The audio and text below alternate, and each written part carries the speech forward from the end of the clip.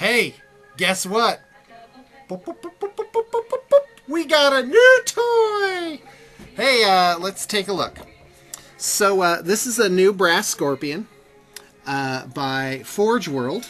And, oh, what's this over here? He's got a buddy to play with!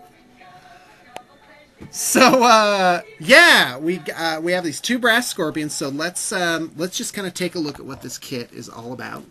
It has a main body. Let's turn that over. Yeah, that was supposed to fall off. No, really, I'm dead serious. That was off, so we could kind of show you what the plates look like. I just forgot that it was there. So anyway, oh boy. So that's what one of the back plates looks like. All of the metal plating has like these grooves in it. And basically it has a main body with the cannon. It has all these plates that go up. And then it has these various, this is where there's a lot more pieces, are these housings here. The legs are articulated, so you can position them as you please. They have this ball and socket thing, which is definitely reminiscent of the Defiler. Now, an unusual feature here is you have these bodies that are like hooked into these masses of coils. You probably can't see them very well, but they're there. On the Forge World website, you can see them. How many are there, Brig, of those bodies? Oh, I didn't count the bodies. Okay, well, let's do a body count right now. Okay, there's one unfortunate soul on the bottom. In fact, I don't know if you can see it on the video, but he's kind of wrapped in there. He's Timmy's like still missing, I bet. oh, that's terrible. I think there's If you see three. any bulges that you can't really make them out. Yeah, so there's I'm seeing three just offhand, so that's a fairly depressing feature. And then you've got these front claws, which are really impressive. Now, what I wanted to show you is something that Brig came up with, which is to use these magnetic balls. Did you come up with this? Didn't we had these and you invented that? Okay, great. And then put articulations here. Now, they're a little loose on here. You'll notice that they don't stay up. But once it's primed and painted, that should have just the right amount of sort of goopiness to it. What's the word I'm looking for? Pressure? Density?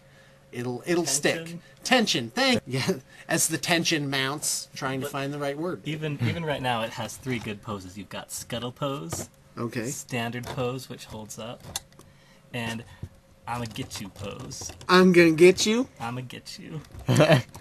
Okay, great. I'ma get you. You gotta picture him going back and forth a little. That's awesome.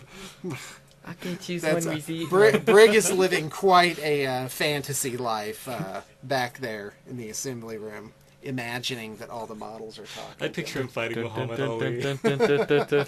I really did. Fight like a butterfly. What is it? I float like a hymenoptera and sting like a lepidoptera, or whatever, one of the two. What are you? No, I don't even know what those are, but I think it's funny. It's the Latin terms for a butterfly and a bee. Oh, I assumed it was some sort of like Yeah. I think lepidoptera is butterfly. Like nerd some comment sort of or fantasy something. thing, like I move Yeah. like a zoanthrope. And I sting like a. Gene Stiller. This is really bad. So, but now Brig isn't very partial to this model. He likes the conversions which are made from Defilers. I like me the personally, kit more. yeah. In Yeah. fact, here, switch places with me, Ren. Tell me how cool the kit is. It's cool. Come on, pick them up. I know you wanna. I want it. Oh yeah, these look great. Are they any good in the game? I wonder. Yeah, they're pretty good. Yeah, they're super heavy walkers, right? Yeah. Yeah. So. They Great for a extra parkway. dice And they're for not rolling up. insanely expensive. Okay, here you go. Brass Scorpion of Cahorn. 400 points. 400. There it is. So that ain't not bad. Heck, you could Nope. squeeze one of those into a, a 2250 or Was something that just like a that. Defiler conversion in there? Yeah, that was a Defiler. It's funny that That makes was the before. book. Nah, never mind. Well, that was long before these came out. Well, they're constantly in a state of publishing new Improvement. figures. They hardly any book has like all current range stuff in it. It has either old stuff or conversions somewhere in there. So anyway, well, I'm a huge fan of this figure. It's gorgeous. That's staying in. Say it while you can. Okay.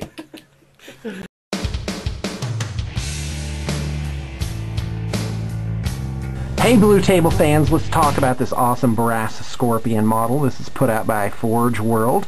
As you may recall, this is the one that had the posable arms. And we went with the traditional Cahornate colors. As you can see, there's a symbol of Cahorn up here, which is brass and red.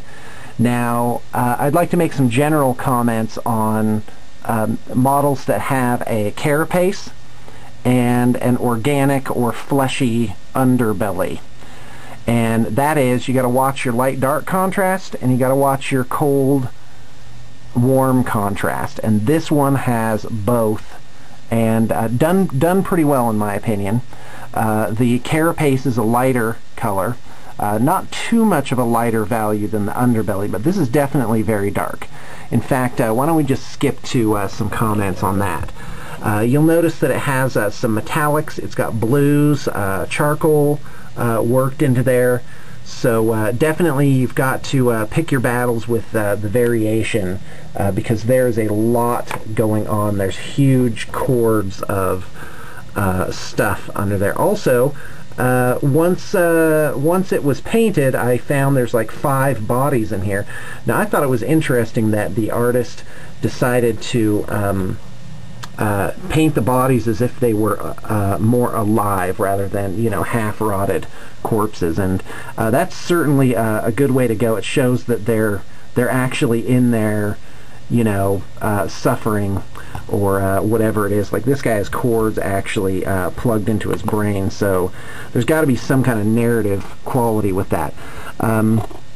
Now, when you're doing Tyranids or whatever your carapace slash organic underbelly creature is, you've got to make sure that there's a real contrast between the two different types of material.